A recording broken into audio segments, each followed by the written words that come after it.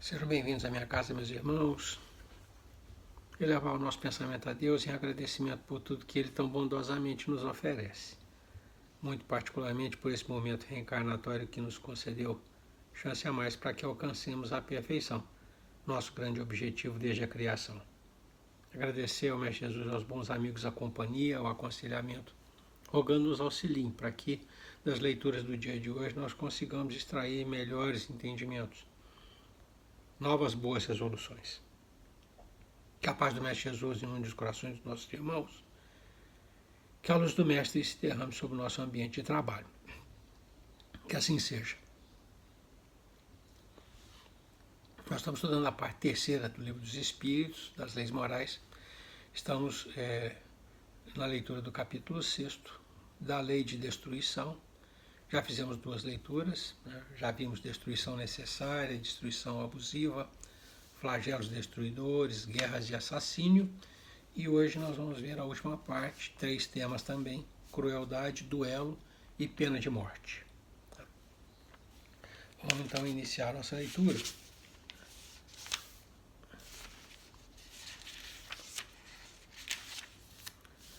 Crueldade. Questão de número 752. Poder-se-á ligar o sentimento de crueldade ao instinto de destruição?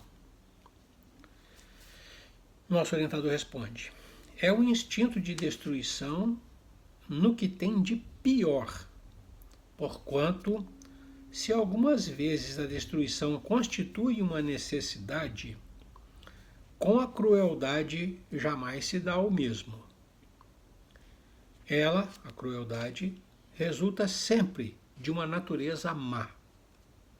Então não confundamos a necessidade de destruição com a destruição por perversão, por má índole, por mau sentimento.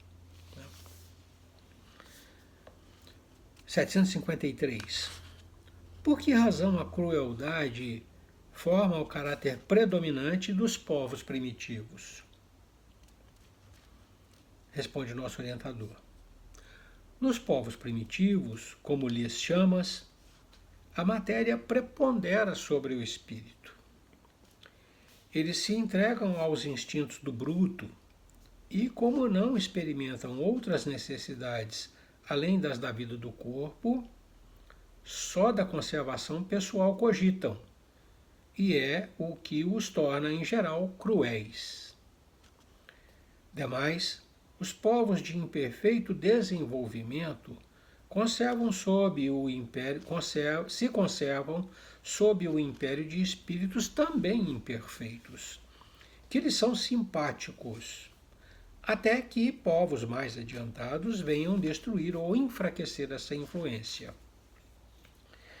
Então, a pergunta é por que a crueldade parece predominar entre aquilo que ele chamou povos primitivos. E ele diz, olha, o que existe nos primitivos, como vocês os chamam, é o predomínio das necessidades materiais, é o espírito atrasado, que tem a reforçar a sua tendência de apego às coisas materiais, preocupações de ordem puramente material, outros espíritos imperfeitos, que lhes são simpáticos.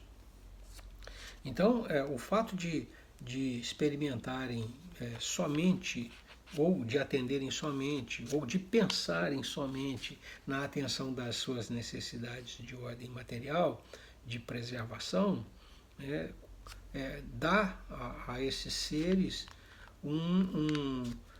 um descolamento, um desapego, um afastamento daquilo que lhes permitiria alguma civilidade, algum sentimento mais nobre. Então, o primitivismo se relaciona com a predominância da matéria sobre o espírito, e nessas condições somente o interesse de preservação tal, é que tem algum valor. 754. A crueldade não derivará da carência de senso moral? Nosso orientador responde assim: dize ou diga da falta de desenvolvimento do senso moral. Não diga da carência, porquanto o senso moral existe no princípio, como princípio, existe como princípio em todos os homens. É esse senso moral que dos seres cruéis fará mais tarde seres bons e humanos. Ele, pois, existe no selvagem, mas como o princípio do perfume no gérmen da flor que ainda não desabrochou. Nós vimos que Deus embute no homem, na sua criação, a lei moral, né, escrita na sua consciência. Esse senso moral a que se refere Kardec não é mais do que essa impressão originária, né, vamos chamar assim, dos parâmetros de boa conduta, né, dos parâmetros da lei de Deus. O que acontece é que no primitivismo das criaturas, né, há pouco desenvolvimento do senso moral. Então, quando Kardec diz carência de senso, o orientador corrige: não é carência, é falta de desenvolvimento, porque ele está lá, o senso moral existe, mesmo naquele ser primitivo, existe. O senso moral existe em todos os homens. Quando perguntam onde está gravada a lei de Deus está gravada na consciência, né? E é comum a todos os seres da criação, todos os homens, né, da criação. Perdão, a toda a humanidade.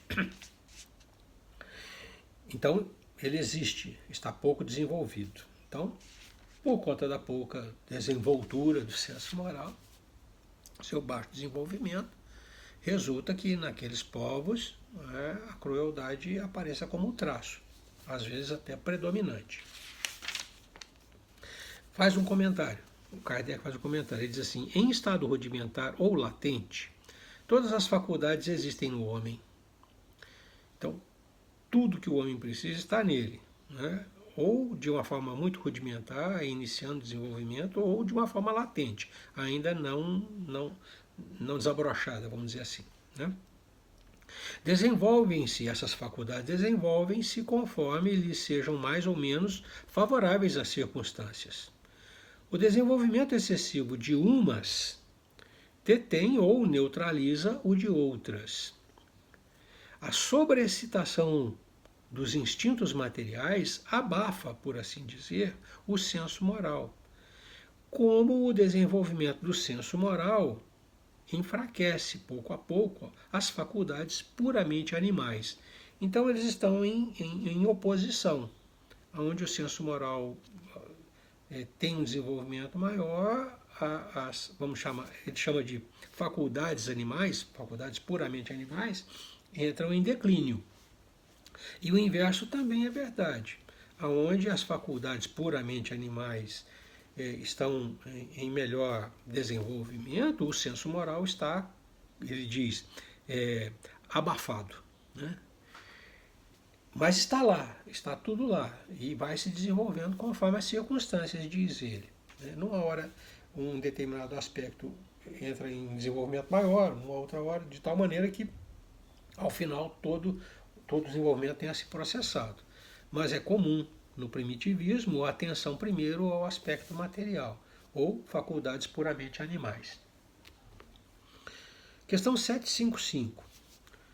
Como pode dar-se que no seio da mais adiantada civilização se encontrem seres, às vezes, tão cruéis quanto os selvagens? Eu diria que até mais cruéis que os selvagens, porque na mais avançada civilização, algum desenvolvimento intelectual há, né? Enquanto que nos seres mais selvagens, a gente pressupõe que não haja tanto desenvolvimento intelectual. Então, a crueldade ali seria alguma coisa inata, né, própria de quem não desenvolveu o senso moral, e do outro lado seria um senso moral abafado por uma predominância da má tendência, da má índole da criatura, né? A pergunta é, como é que se dá no seio de uma grande civilização, uma civilização muito adiantada, que ocorram criaturas, né, que têm crueldade, às vezes equiparada, ele diz, equiparada à dos selvagens? O orientador responde assim: do mesmo modo que numa árvore carregada de bons frutos se encontram verdadeiros abortos. São, se quiseres, selvagens que da civilização só têm o exterior, lobos extraviados em meio de cordeiros. Espíritos de ordem inferior e muito atrasados podem encarnar entre homens adiantados, na esperança de também se adiantarem. Mas desde que a prova é por demais pesada, predomina a natureza primitiva. Ele diz, olha, ele faz a figura da árvore, né? Numa mesma florada você tem flores que desenvolvem em frutos perfeitos e outros abortos, ele diz, né? Frutos defeituosos que não vingam, né? Existem também dentro da civilização, né? dentro das sociedades civilizadas, criaturas que se misturam e da civilização, diz ele, só tem a aparência. A má tendência, o mau sentimento está lá, né? E ele faz uma referência, ele diz, olha, o que acontece normalmente é que você coloca o inferior ou o aprendiz, né, no meio de quem pode lhe dar o ensinamento. Então, ele faz a figura dos homens atrasados colocados no meio dos adiantados, na esperança de que, com aquela exemplificação, com aquele convívio, com aquele ambiente, os atrasados se avancem, né, se adiantem, progridam. Mas pode ser, né, que, por uma exigência muito grande, né, esses atrasados, deixem prevalecer os seus maus instintos, né? Então, apesar de estarem num ambiente civilizado, o instinto ruim e primitivo aflore, prevaleça. Tá? Mas aqui ele faz uma lembrança muito feliz, né? Normalmente nós somos colocados junto com pessoas que podem somar no nosso desenvolvimento, né? Não há, vamos colocar assim, lucro em se colocar iguais para desenvolverem um ao outro, eles são iguais. Normalmente a gente é colocado numa classe que exige um pouco mais da gente, vamos dizer assim, né? E assim as sociedades também. Alguns membros da sociedade são guindados a essa posição na expectativa de, por conta daquele ambiente favorável, prosseguirem, avançarem, progredirem bastante. 756.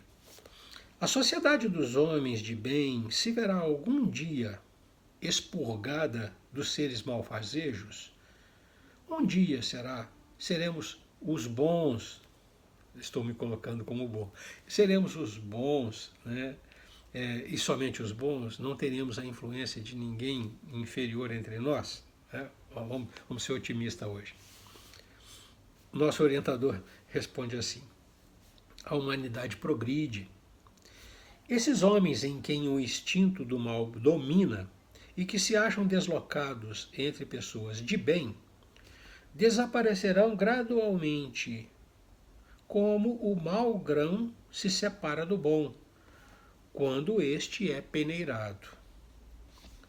Mas desaparecerão para renascer sob outros invólucros. Como então terão mais experiência, compreenderão melhor o bem e o mal. Terão disso um exemplo, tens disso um exemplo nas plantas e nos animais, que o homem há conseguido aperfeiçoar, desenvolvendo neles qualidades novas. Pois bem, só ao cabo de muitas gerações o desenvolvimento se torna completo. É a imagem das diversas existências do homem. A pergunta é, um dia a sociedade estará protegida, né, contra a intervenção de maus elementos, de seres malfazejos? E aí o nosso orientador diz, olha, eles vão desaparecendo pouco a pouco, não porque são eliminados, mas porque progridem. Eles vão assumindo novas roupagens, vão reencarnando, né? E nesse processo de reencarnação, adquirindo mais experiência, vão tendo melhor compreensão do bem e do mal, vão se melhorando, uma após outra experiência. E aí ele faz a analogia com o desenvolvimento que o homem faz sobre plantas e animais, né? O melhoramento genético dos animais e das plantas que permite sempre uma qualidade melhor, é, um boi que dá mais carne, uma planta que dá mais uma determinada coisa ou outra.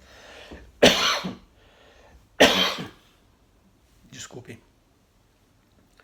Esse melhoramento genético que o homem faz, ele não faz de hoje para amanhã. Ele tem que fazer uma sucessão de gerações da planta ou do animal para que aquela característica que ele implantou prevaleça, que ela se firme, né? Ele diz, olha, através dessa analogia vocês entendem o processo de evolução do homem. Só ao cabo de muitas gerações o desenvolvimento se torna completo nas plantas e nos animais. É a imagem das diversas existências do homem. As reencarnações sucessivas vão propiciando essa melhoria, esse desenvolvimento de características mais favoráveis, né? Mas ao longo do tempo. A ideia de simplesmente expurgar os malfazejos não é uma ideia de acordo com a lei de Deus. Não é uma coisa que se encaixe, né, dentro do programa divino. A evolução ou o progresso se dá indistintamente, é geral. Todos têm esse direito, têm que ter essa possibilidade, né? E o que ele diz, olha, vai acontecendo um aprimoramento e ao longo do tempo aquele que era um ser malfazejo deixa de sê-lo para se tornar um ser bom. Segundo tema, duelo. É um tema que era atual na oportunidade em que se escreveu o Evangelho e hoje um pouco menos, vamos dizer assim, né? O duelo hoje já não se dá mais com duas pessoas se esgrimindo no campo ou se atirando de pistola, né? Como era antigamente. Nós temos duelos mais requintados hoje, né? Mas assim, a figura do duelo, né, e ele aborda isso muito na literatura dele, é porque era uma prática bárbara, né, nos tempos em que o Evangelho, o Livro dos Espíritos, essa literatura espírita foi escrita, 1860, por aí. Né? Duelo. 757. Pode-se considerar o duelo como um caso de legítima defesa? Pode-se considerar o duelo como um caso de legítima defesa? Nosso orientador respondeu: não. É um assassínio e um costume absurdo, digno dos bárbaros. Com uma civilização mais adiantada e mais moral, o homem compreenderá que o duelo é tão ridículo quanto os combates que outrora se consideravam como juízo de Deus, né? Ou as justas. Então, a visão que o nosso irmão espiritual tem é de que, vamos dizer assim, envolvido por uma vestimenta, né, muito bonita, em que invoca-se a honra pessoal, né, o que se processa efetivamente é um assassinato. É o fato. Não interessa a feição que se dê, não interessa a motivação que se tenha, é um assassinato. E ele diz, é um costume absurdo, né? As pessoas divergirem e umas matarem as outras. Ele diz, é coisa digna de bárbaros. Questão 758. Pergunta Kardec: poder-se-á considerar o duelo como um assassínio por parte daquele que, conhecendo a sua própria fraqueza, tem quase certeza de que sucumbirá? Em função da resposta primeira, Kardec pergunta: aquele que se submete ao duelo, sabendo que morrerá, está cometendo assassínio? Né? Aquele que desafia, por exemplo, sabendo que o outro é melhor e que possivelmente será ele o morto, ele está cometendo assassínio? E aí o nosso orientador responde laconicamente: é um suicídio. Se ele provoca a contenda ciente de que o outro prevalecerá, ele sabe que morrerá. Então não é um assassínio, é um suicídio. Né?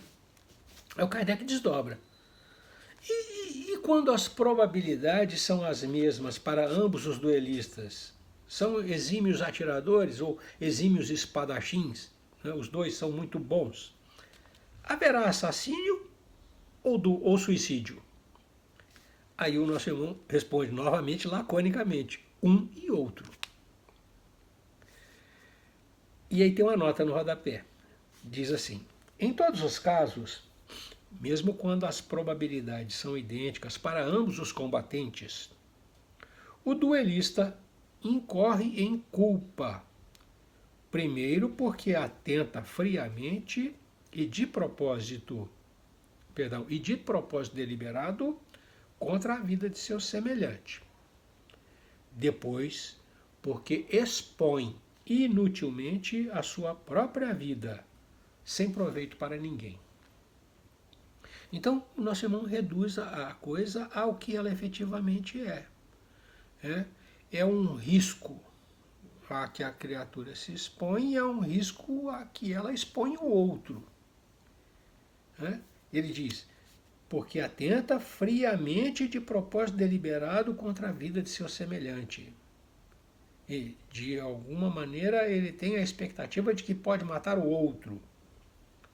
E sabe ele que corre risco de morrer.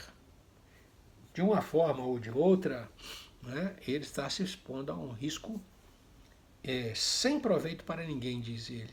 É uma exposição de um bem precioso demais, que é a vida, né, sem proveito algum para quem quer que seja.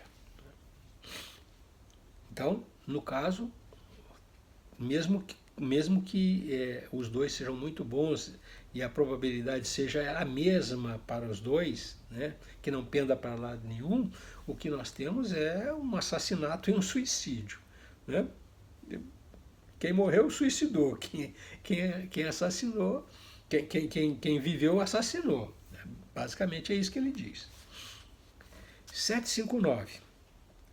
Que valor tem o que se chama ponto de honra em matéria de duelo?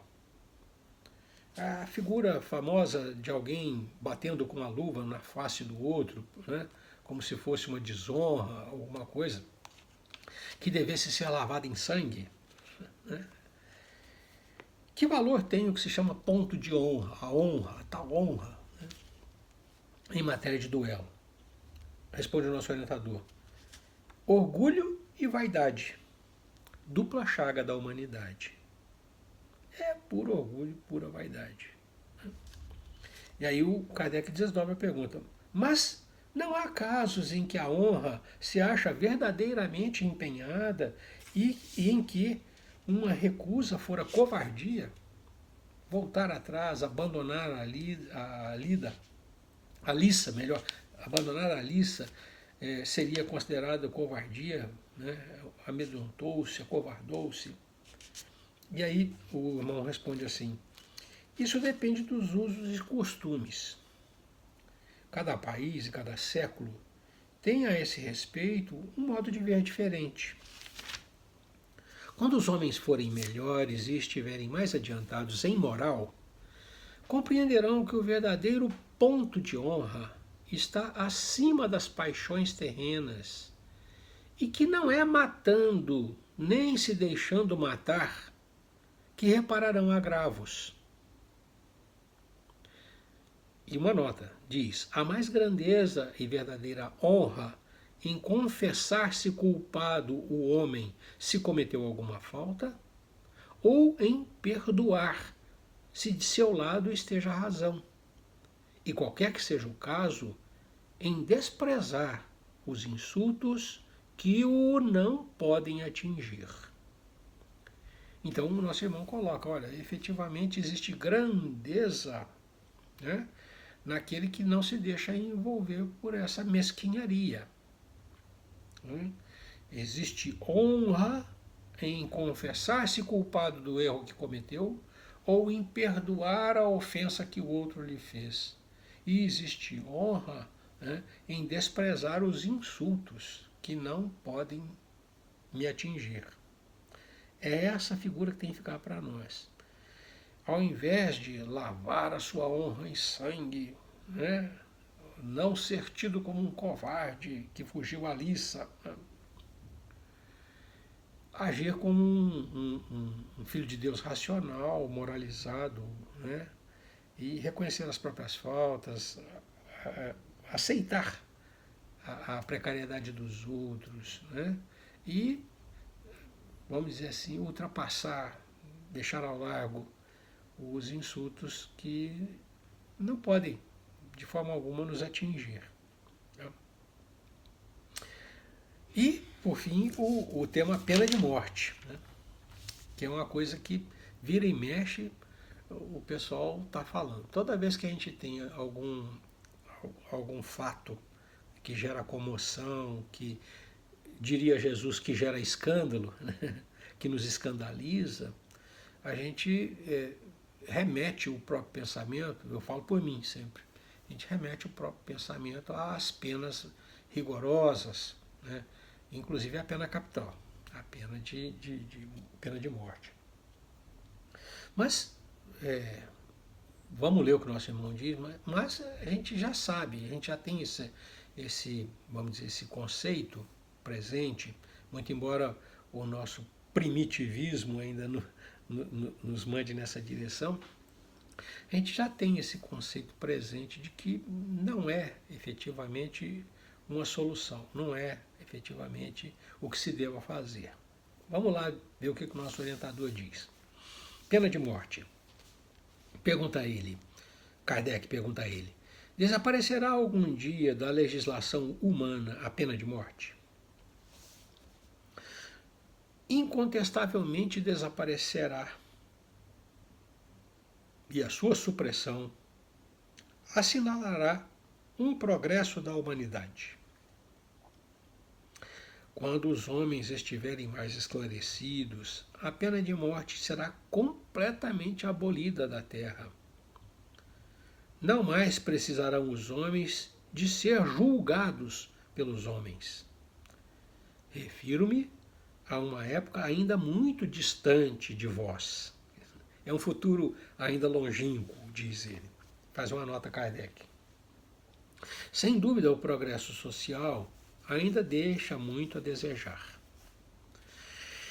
Mas seria injusto para com a sociedade moderna quem não visse um progresso nas restrições postas à pena de morte. No seio dos povos mais adiantados e a natureza dos crimes a que sua aplicação se acha limitada.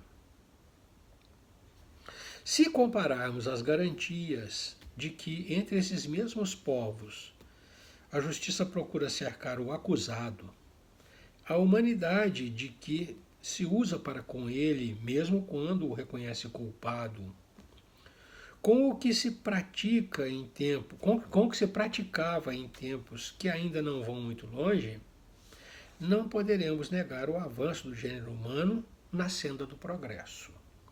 Se nós compararmos os dias atuais, né, com a nossa anterioridade, a nossa história mais recente, nós temos que admitir um certo progresso. Nós estamos muito longe da perfeição nesse sentido, mas muito, muito longe. Mas avançamos. Né?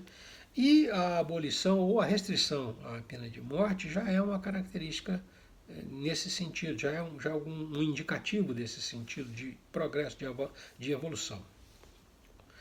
Questão 761. A lei de conservação dá ao homem o direito de preservar sua vida. Não usará ele desse direito quando elimina da sociedade um membro perigoso? Não é em nome da preservação da nossa vida que a gente elimina alguém que compromete a nossa existência? O nosso orientador responde assim: há outros meios de ele se preservar do perigo, que não matando. Demais, é preciso abrir e não fechar ao criminoso a porta do arrependimento. Aqui eu vou fazer um comentário um pouquinho maior. De outras leituras, Evangelho segundo o Espiritismo, tal coisa, a gente entende que não é excluindo um espírito encarnado da encarnação, né, que a gente o pune, que a gente o constrange a revisar os seus atos. A morte em si é imposta somente ao corpo. O espírito eterno que sai da desencarnação tal qual é.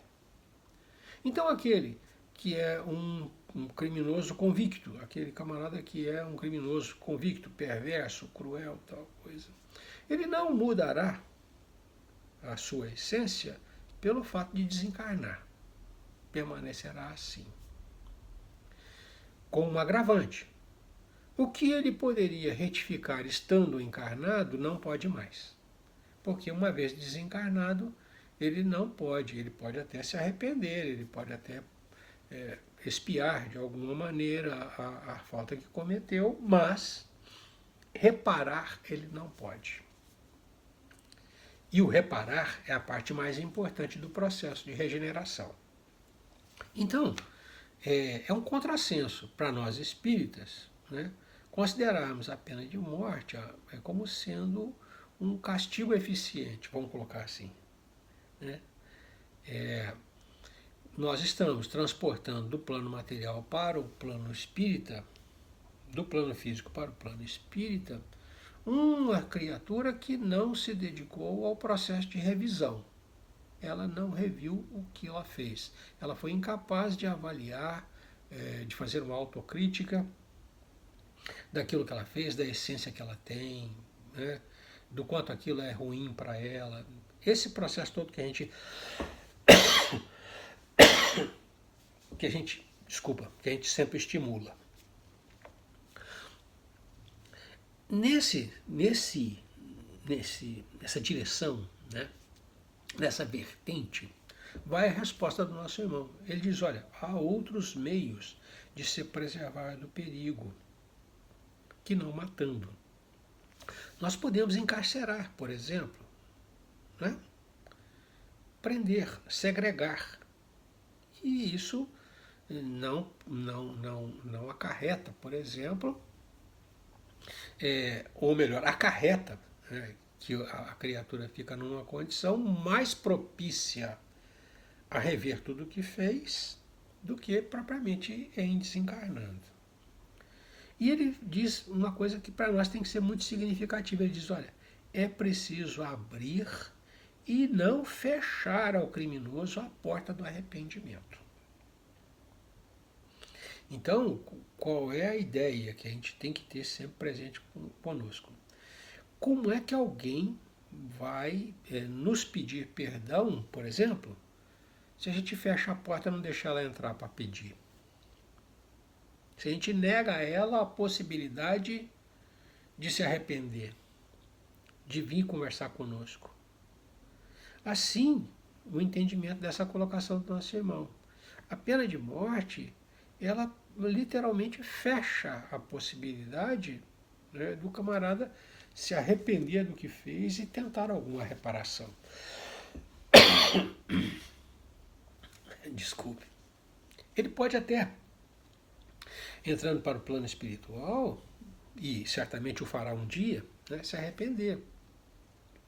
Mas não terá sido a privação da vida, né, um fato a mais para ele recrudescer a sua posição de crueldade, de maldade? Não vai retardar ainda mais o processo de revisão que ele faria, por exemplo, encarcerado, segregado da comunidade, longe daqueles que ele ama, né? Essa consideração acho que é preciosa para nós, para a gente avaliar o que é efetivamente mais vantajoso para aquele que precisa se retificar. A sociedade como um todo, né, pode se proteger de outras maneiras, né? Não necessariamente através da eliminação física da pessoa. É essa a consideração. E o que é mais importante, a gente não pode tirar daquele que cometeu uma falta a possibilidade da revisão e da retificação, do arrependimento e da reparação. Isso é contrário à lei de Deus. Deus não faz isso conosco. Deus não nos priva da possibilidade do arrependimento e da reparação. Nós não podemos fazer isso também. Essa é, eu acho que é a ideia preciosa que o irmão coloca para nós. Questão 762. A pena de morte, que pode vir a ser banida das sociedades civilizadas, não terá sido de necessidade em épocas menos adiantadas? Hoje nós estamos mais civilizados, mas quando a gente era mais bruto, não era necessário uma coisa mais impositiva, né? Não era necessário uma coisa mais coercitiva, né? O nosso orientador responde com um cistezinho de necessidade não é o termo. O homem julga necessária uma coisa sempre que não descobre outra melhor. À proporção que se instrui, vai compreendendo melhormente o que é justo e o que é injusto, e repudia os excessos cometidos nos tempos de ignorância em nome da justiça. O fato de nós termos feito lá atrás, né, não indica que estivesse certo. E ele diz, olha, o homem diz que uma coisa é necessária até por preguiça mental, de tentar buscar uma outra mais eficiente, melhor. Né? Ele diz, a proporção que o homem vai avançando, ele vai compreendendo melhor as coisas. E aí, olhando para trás, ele verifica, né, que determinadas coisas que ele considerava necessárias não passava de excessos, de abusos, de grosseiros erros. Né? Então, ele acaba lastimando, repudiando os excessos que cometeu. Então, olhar para trás, para nós, é fundamental, para avaliar o quanto que a gente avançou e para avaliar onde é que nós temos que chegar. Né? O quanto a gente ainda tem que avançar, o quanto que a gente ainda tem que melhorar. E nesse caso particular, né, a pena de morte, eu acho que vale a reflexão, vale o esforço. 763. Será um indício de progresso da civilização a restrição dos casos em que se aplica a pena de morte? Não é generalizado. Né? Aonde se admite, os casos são restritos. E ele pergunta, é um indício de progresso essa restrição? Nosso orientador responde assim, podes duvidar disso? Não se revolta o teu espírito quando lês a narrativa de carnificinas humanas que outrora se faziam em nome da justiça, e não raro em honra da divindade? Das torturas que se infligiam ao condenado e até ao simples acusado, para lhe arrancar pela agudeza do sofrimento a confissão de um crime que muitas vezes não cometera? Pois bem, se houvesses vivido nessas épocas, terias achado tudo isso natural. E talvez mesmo, se foras juiz, fizesses outro tanto. Assim é que o que pareceu justo numa época parece bárbaro em outra. Só as leis divinas são eternas. As humanas mudam com o progresso e continuarão a mudar até que tenham sido postas de acordo com aquelas. As leis humanas só estarão imutáveis quando forem as leis de Deus. Quando não houver parágrafo, a linha, data vênia ou coisa que o valha, né? Interpretações, quando as coisas forem simplesmente cumpridas, como disse Jesus, cumprir a lei. É, sem dúvida, um indício de progresso o fato de a gente não aplicar indistintamente mais a pena de morte. Né? Mas ainda é um barbarismo, né? Principalmente se observado sob a ótica espírita, sobre essa visão que nós temos a respeito de encarnação, reencarnação e tal. Aí a gente vai ver que é contraproducente, não resulta no benefício que a gente acha que resultará. Né? Questão 764, e é a última questão, não, é a penúltima, é a penúltima questão. Disse Jesus, quem matou com a espada, pela espada perecerá. Essas palavras não consagram a pena de talião e assim a morte dada ao assassino não constitui uma aplicação dessa pena? Quem assassinou é assassinado?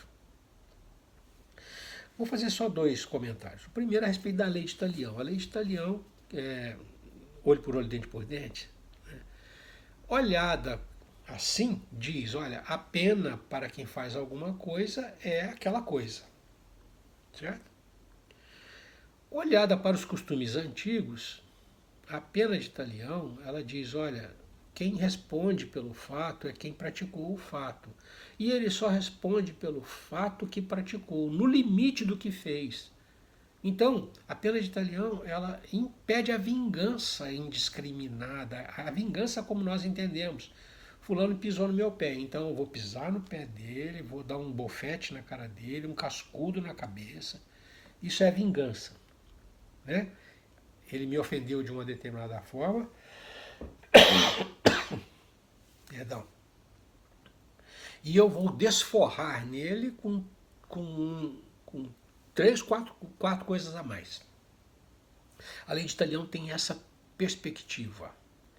Você padecerá pelo que você infligiu, mas no limite do que você infligiu. Nenhuma vírgula a mais. Então, ela elimina a vingança. O outro aspecto é que ela impõe, vamos dizer assim, sofrimento igual. Você padece tal qual fez padecer. Né? A citação de Jesus, no meu entender, não é propriamente a lei de talião. Não é. Quando Jesus diz, quem pela espada feriu, pela espada perecerá, né? Quem pela espada matou, pela espada perecerá, ele dizia, olha, não fomente a violência porque você pode ser vítima dela. É o caso de Pedro, né, que quando vão prender Jesus, ele tira a espada e decepa a orelha do soldado. E Jesus diz, olha, guarda a espada, né? Não seja violento. Quem fomenta a violência vai ser vítima da violência. Né? Foi isso que ele disse, no meu entendimento. Ele não falou que era pena de talião. Né? Que quem matou pela espada, morreria pela espada. A pena de talião diz, quem matou, morrerá. É assim que funciona. O nosso irmão dá uma perspectiva excelente. E prestem atenção como ele coloca a lei de talião. Ele diz assim, tomai cuidado. Muito vos tendes enganado a respeito dessas palavras, as de Jesus, como acerca de outras. A pena de talião é a justiça de Deus. É Deus quem a aplica. A lei de talião é a justiça de Deus. É Deus que a aplica. Quem a aplica? todos vós sofreis essa pena a cada instante, pois que sois punidos naquilo em que haveis pecado, nesta existência ou em outra. Aquele que foi causa de sofrimento para seus semelhantes virá a achar-se numa condição em que sofrerá o que tenha feito sofrer. Este é o sentido das palavras de Jesus. Mas não vos disse ele também: perdoai aos vossos inimigos?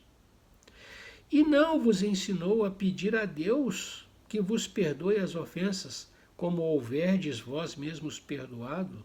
Isto é, na mesma proporção em que houverdes perdoado, compreendei o bem. Então, essa evocação do olho por olho, dente por dente, que muito se faz ainda hoje, é uma, vamos dizer assim, é uma perversão, é um mal entendido, vamos colocar, é um mal entendido, né, acerca da justiça divina. E vamos colocar mais o seguinte, né, a justiça divina é aplicada por Deus, não é por nós.